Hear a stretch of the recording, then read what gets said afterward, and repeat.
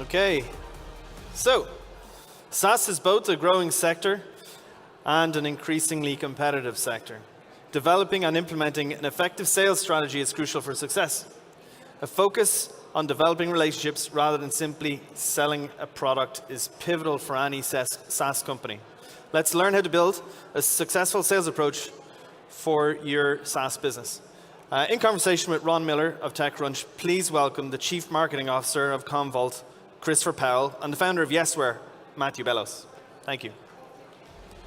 Come on.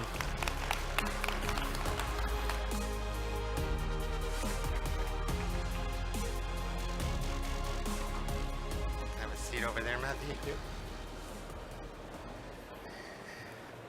I keep forgetting how bright those lights are, man. Good afternoon, everyone. I'm Ron Miller. I write about the enterprise for TechCrunch, and we're going to talk about SaaS and sales today. So, as you probably know, SaaS changed the way we think about buying and selling software. Instead of a license, we buy subscriptions. And this model brings with it an ability to opt out of a deal, which is a pretty powerful thing.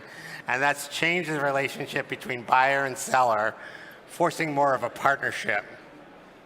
It means company and customer have to work more closely together instead of dictating or even bullying the customer into deals they may not need or want. It also has implications for the way you compensate the salespeople. So how do you sell in this new world, and why is it different? That's what we're going to talk about here today. I'm going to let these two guys very briefly introduce themselves, and then we'll jump into some questions. You want to start, Chris? Great, sure. Hi everybody, I'm Chris Powell. I'm from Commvault. I'm sort of the old company in the group. It's 20 years, data software company, and we do working with companies of all sizes really to work through backup and recovery challenges, policy management challenges, and then bringing all the data sources together to serve them up for different needs. I'm Matthew Bellows. I'm the founder of Yesware. Any Yesware users out there? Yeah, thank you. Yesware is software for salespeople. We help salespeople communicate better with customers and prospects. And we've been doing this for about 8 years. It started as a SaaS business and still are. So let's get started. I interviewed Salesforce co-CEO Keith Block a couple of years ago, and he had this to say about the SaaS model. In other companies who are in the perpetual license world, they can sell a lot of software up front and charge maintenance, and you don't get a lot of innovation for that. And the risk is really on the customer, whereas in our model, it's a joint success model. So how does this play out for your companies and SaaS in general and how things are sold? You want to start, Chris, or you want to start, Matthew? I mean, I think that's a good characterization of the partnership between the customer and the prospect. There's not only just the business model, which is changing the relationship between the salesperson and the prospect, but also the fact that information is freely available, that your reputation sticks with you much longer now, all pushes towards more power to the customer, and therefore more importance for a salesperson to be authentic and genuine and honest and a long-term partner for success as opposed to a transactional sort of guy. Yeah, and I think for us, we look at SaaS as an opportunity to really fundamentally change the game. Our kind of software has tended to lend itself to more of a technical sale. And then shifting to a SaaS model for us is something that allows us to focus more on the delivery of it. What is the outcome that the customers are looking to get? Because you're no longer delivering a product, you're delivering a service. And it's a great shift for our company in terms of the way that we're working with customers all over the world, because so many of the implementations would be a little bit victim to the complexities of the actual implementation. So working with customers now more about what the outcomes are, and as the updates are coming, they're much more readily available to them. As you find yourself, particularly your company, in this hybrid between licensed software and subscription software, what kind of impact does that have on the sales team and how you compensate them and how they sell? And does it require like a training level that if they were used to selling the license, how does that change?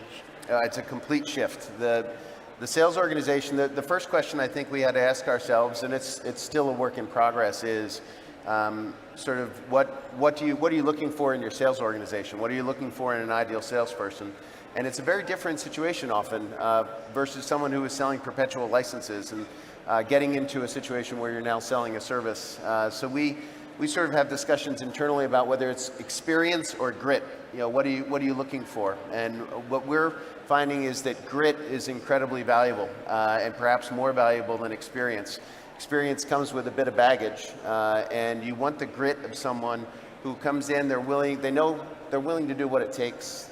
They've got the right EQ versus someone who's coming in doing more of a technical sale, and they understand the art of communicating. And that doesn't necessarily need to come with a lot of experience if those are the key things we need to get. So, I mean, you've been selling SaaS from the beginning, but we were talking about it earlier. There was a story in the New York Times in 2013. This was a long time ago now, but when he was an early stage startup, he was having trouble with sales, which is kind of ironic since he's selling sales success software. So can you talk a little bit about how, building that sales team and what kind of things and challenges you faced as a startup, even though you were a SaaS company selling that kind of software? Yeah, sure. I mean, we probably don't have enough time to go through all of the different challenges we faced, but I mean, suffice it to say that whether we're working with a brand new startup who's just implementing Yesware for their 1 or 2 or 3 person sales team, or the CRO of a publicly held company like Twitter or Yelp or whatever, salespeople are always changing stuff. They're always trying to find out a new angle. They're always moving territories, always changing their training program or changing their comp structure.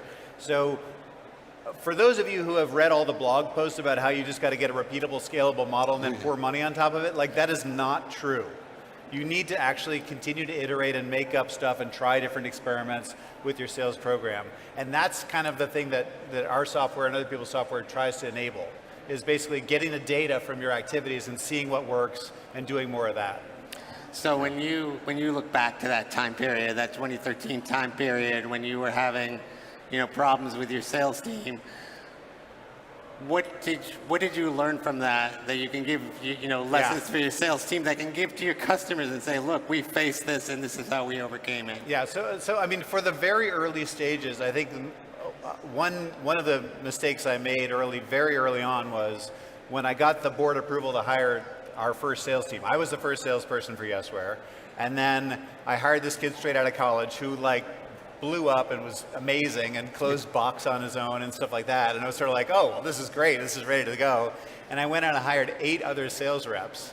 And it was way too many. And so the big thing I coach people just building their team for the first time is really go sort of 2 by 2 by 2 by 2 and incrementally higher. Even though you never know, is it the market or the person, at least with that sort of slower incremental sales build, you get more feedback and have more time to correct, as opposed to going in and hiring a big team all at once. Yeah, I imagine part of what we're working through right now is it's a shift in the audience. The question that we're asking as we go to market and shift our model from direct indirect or from into a SaaS model is, who's the economic buyer? And I think that we're trying to be in this rapid failure sort of fast failure and learn from the changes that are occurring, because it's different as we're delivering this.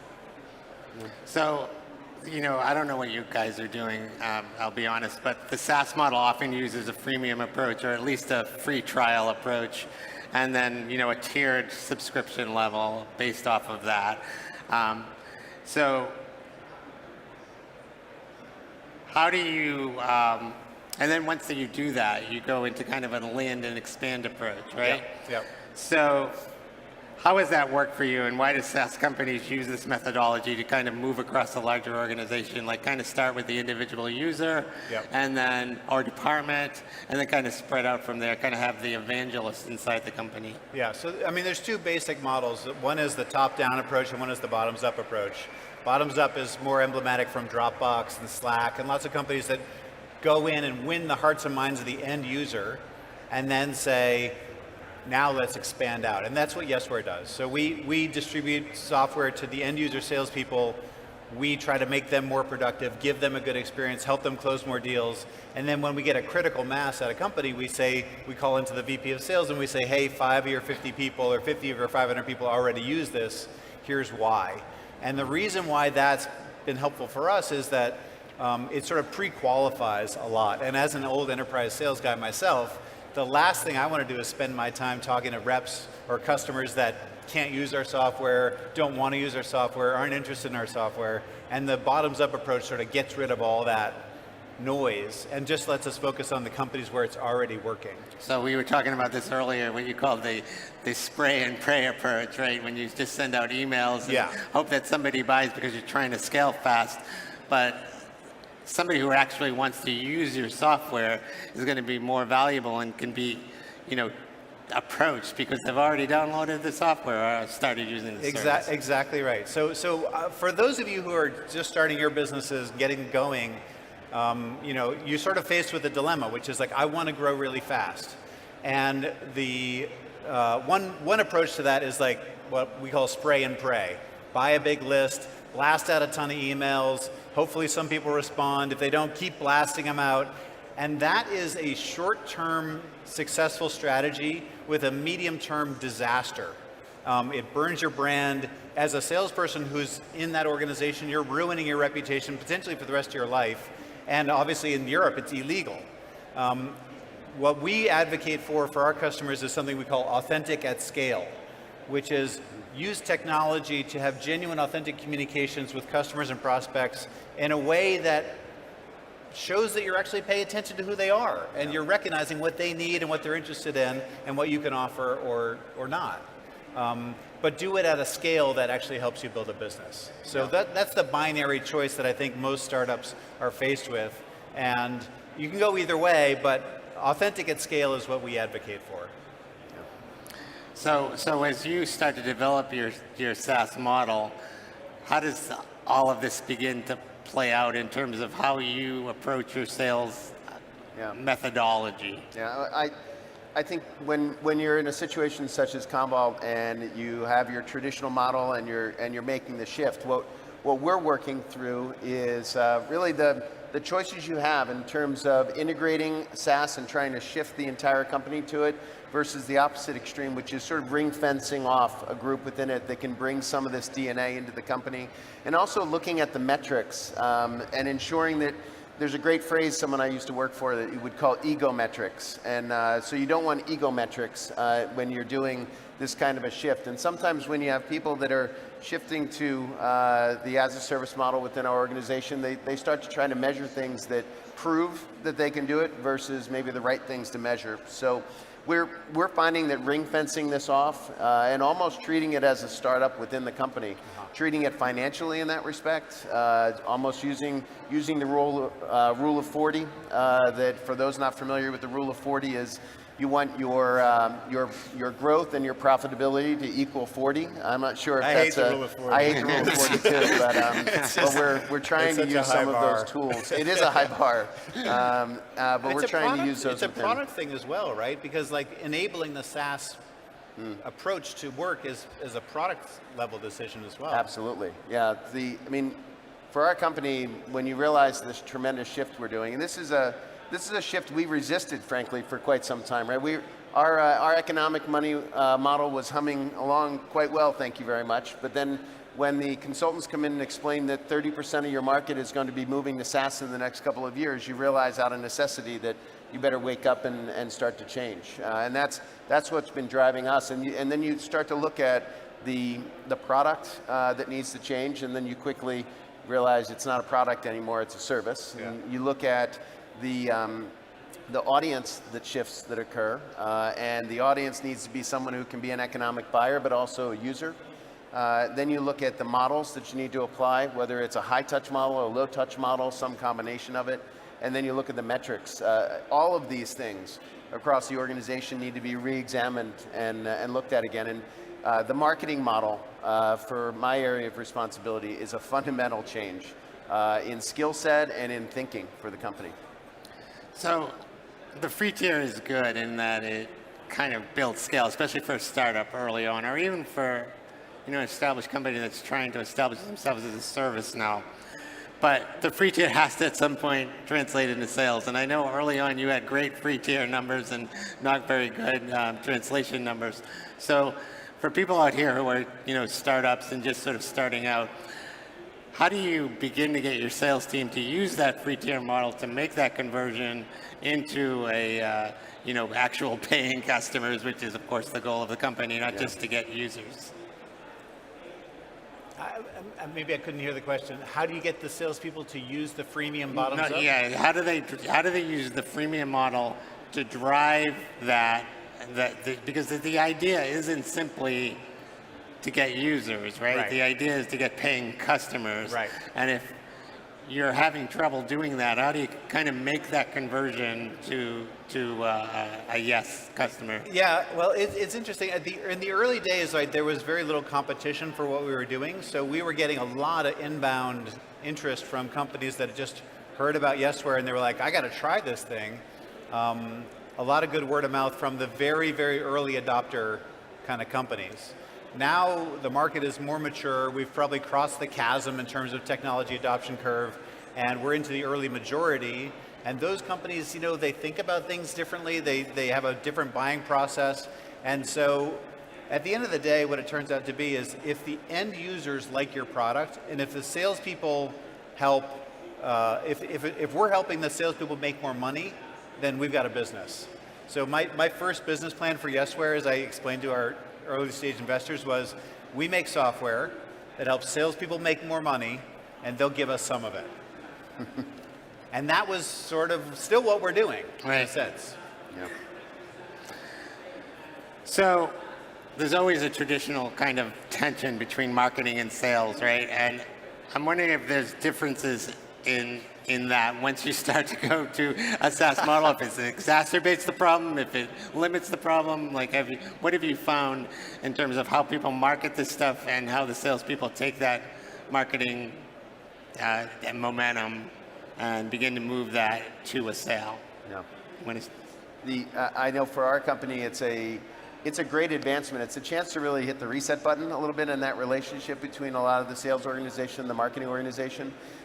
Where you draw the line between marketing and sales, I think we all know, has been shifting and changing, and the customer ultimately doesn't see the line. And that's the biggest problem that a lot of companies have. And when you're enterprise software and you're able to sort of draw those lines internally, you're not necessarily delivering the best customer experience. And when you're delivering a service and you have those lines, you need to manage it much more carefully. I think your free trial example is a perfect example of where sales and marketing start to become much more intertwined.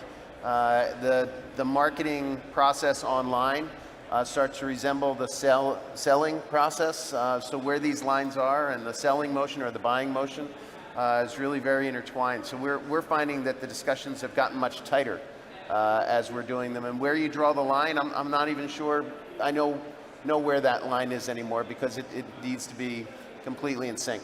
I mean, across our customer base, you see various organizations with different responsibilities. Sometimes the appointment setters are within the marketing group. Sometimes they're within the sales group. Sometimes you have salespeople or sales organizations being able to buy media in some cases. So everyone's experimenting with different things. I don't think there's an answer to this yet. I think the good news is that compared to where we were 20 years ago when I started in software, they're much more combined.